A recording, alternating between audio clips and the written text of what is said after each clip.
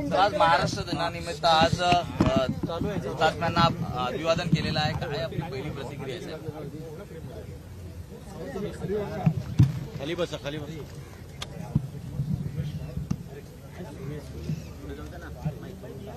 आज 1 मे महाराष्ट्र दिनाच्या आणि जागतिक कामगार दिनाच्या मी तमाम महाराष्ट्रवासियांना मनापासून शुभेच्छा देतो आणि या हुतात्मा स्मारकाला अभिवादन करतो. 106 हुतात्म्याने आपल्या बलिदानाने मुंबईसह महाराष्ट्र मिळवला तो हा दिवस आणि महाराष्ट्रात मंगल कलश आला तो हा दिवस आणि म्हणून मी पुन्हा एकदा हुतात्म्यांना विनम्र अभिवादन करतो. हुतात्मा स्मारकाकडे आल्यानंतर ऊर्जा प्रेरणा या ठिकाणी लोकांना मिळते. खऱ्या अर्थाने या 106 हुतात्म्यांचं बलिदान हे बलिदान आम्ही वाया जाऊ देणार नाही. खरं म्हणजे राज्याने देशाला विचार दिले, संविधान दिलं, असा महाराष्ट्र आहे. महाराष्ट्रामध्ये छत्रपती शिवाजी महाराजांचे आदर्श, शाहू फुले आंबेडकर यांचे विचार, या विचारांना पुढे घेऊन जाण्याचं काम महाराष्ट्र करतोय.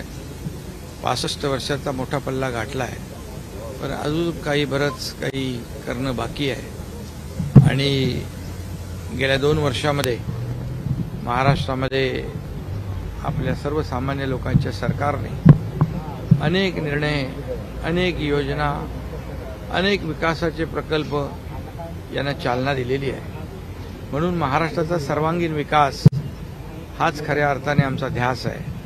या महाराष्ट्रातले गोर गरीब, शेतकरी, कष्टकरी, माता भगिनी यांच्या जीवनामध्ये आनंद आणणं हीच खरी या हुतात्म्यांना श्रद्धांजली ठरेल आणि म्हणून ते काम आम्ही या ठिकाणी महाराष्ट्र राज्याच्या वतीने करण्याचा प्रयत्न करतोय. पुन्हा एकदा मी तमाम महाराष्ट्रवासियांना, नागरिकांना महाराष्ट्र दिनाच्या आणि जागतिक कामगार दिनाच्या मनापासून शुभेच्छा. सीएम साहेब, महाराष्ट्रानं देशाला एक विचार दिला किंवा देशाला एक दिशा दिली, मात्र याच महाराष्ट्राच्या राजकारणाची भाषा ही कुठेतरी बिघडताना दिसते, तिचा स्तर खाली जाताना दिसतोय. खरं म्हणजे महाराष्ट्र हा सुसंस्कृत देश आहे. याला पुरोगामी महाराष्ट्राला एक परंपरा आहे. आतापर्यंत आपण पाहिलं, निवडणुका येतात जातात, परंतु राज्यकर्ते कोण काय करतं हे कायम मागे राहतं राज्यासाठी आणि या राज्यातल्या जनतेसाठी. निवडणुका तर येतात जातात, परंतु शेवटी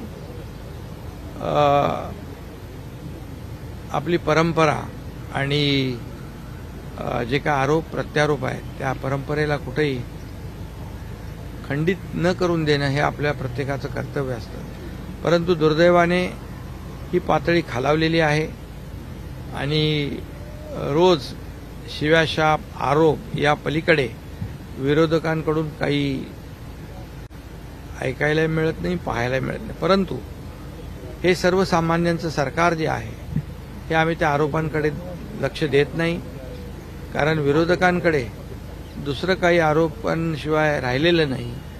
आणि म्हणून आम्ही आदरणीय नरेंद्र मोदीजी असतील, देशाची प्रगती 10 वर्षामध्ये जी केली त्यांनी, आणि या महाराष्ट्रामध्ये देखील केंद्र आणि राज्य सरकार डबल इंजिन सरकार म्हणून काम करतंय. आणि आपण पाहतो, आम्ही त्यांच्या आरोपांकडे उत्तर न देता, आरोपांना उत्तर न देता कामाने उत्तर देतोय. त्यामुळे महाराष्ट्रातली जनता सुज्ञ आहे. काम करणाऱ्यांच्या पाठीशी महाराष्ट्र नेहमी राहिलेला आहे. शिव्याशाप देणाऱ्यांच्या मागे महाराष्ट्र राहिला नाही, घरी बसलेल्यांच्या मागे तर बिलकुलच नाही. रस्त्यावर उतरून जनतेची सेवा करणाऱ्या लोकांच्या मागे महाराष्ट्र उभा राहिलेला आहे. हे चित्र आगामी काळामध्ये आपल्याला दिसेल. आज कामगार दिन आहे, आणि त्याच निमित्ताने कामगार दिनातल्या प्रत्येक प्रतिनिधींसोबत आपण चहापान देखील करणार आहात. काय कामगार दिनाच्या खरं म्हणजे ही मुंबई कामगारांच्या मेहनतीने, कष्टाने उभी राहिलेली आहे.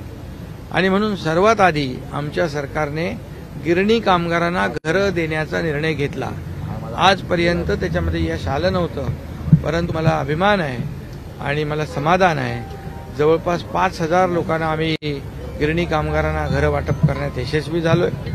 जेवढे गिरणी कामगार पात्र आहेत त्या सर्व पात्र गिरणी कामगारांना महाराष्ट्रामध्ये जिथे जिथे जिथे जिथे आवश्यक आणि जिथे जिथे स्कोप आहे त्या त्या ठिकाणी या सर्व गिरणी कामगारांना आम्ही घरं देणार आहोत. ही एक मोठी अचिव्हमेंट ठरेल आणि एक त्यांना त्यांच्या कष्टाचं घामाचं चीज झालं अशा प्रकारचं आम्हाला समाधान आहे. साहेब नाशिक ठाणं या नाशिकचा मुद्दा असतो.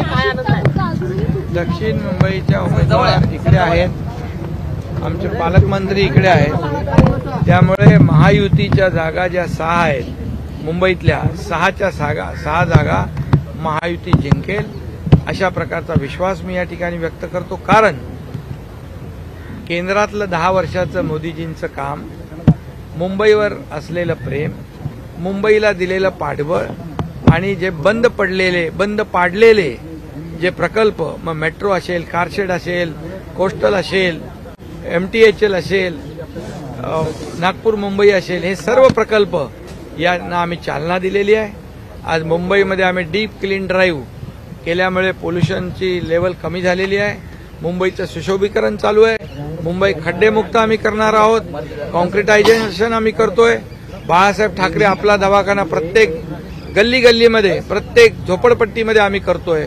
म्हणजे शिक्षण, आरोग्य आणि इन्फ्रास्ट्रक्चर यावर आम्ही फोकस केलेला आहे आणि त्यामुळे मुंबईच्या 6च्या 6 जागा या ठिकाणी महायुती जिंकेल. तो पण आज सर्व तिढा सुटेल आणि तुम्हाला लवकरच बातमी मिळेल. सीएम साहेब थँक्यू. लोकशाही मराठी ऐका, पहा, जागरूक रहा.